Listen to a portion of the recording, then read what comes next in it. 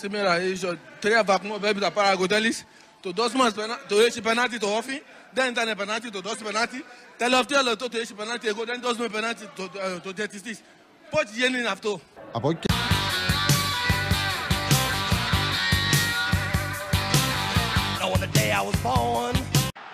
Απέναντι από το 2-0 και το πραγματοποιεί.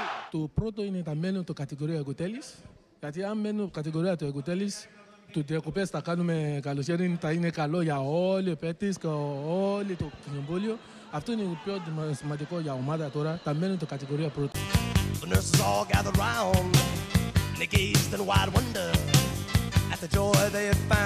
Μάτσιος, αντιπρόεδρος ΠΑΕ Εδεσσαϊκός.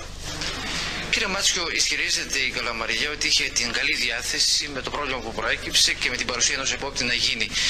Όμως ο Εδεσσαϊκός ήθελε να τηρηθεί ο κανόνας με την παρουσία των δύο και την κλήρωση. Έτσι λοιπόν δεν έγινε το μάτσο.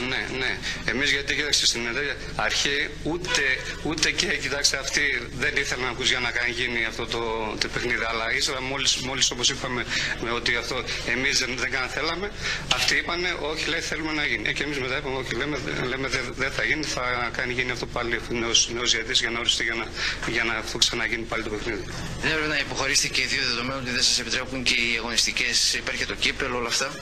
Όχι, δεν πειράζει, μας δεν μας πειράζει. Ας γίνει όποτε θα κάνει ξεχωρίσει πάλι η αυτή η ΠΑΕ. Έτσι λοιπόν ότι ο Εδεσσαϊκός στην αρχή ήθελε, αλλά από την πρώτη άρση της Καλαμαριάς.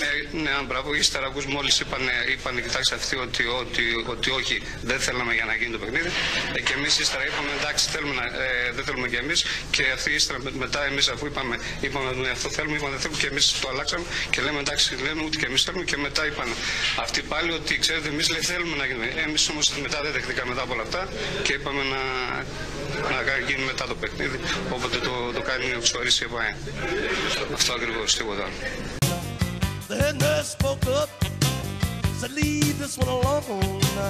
She could tell right away that I was bad to the bone.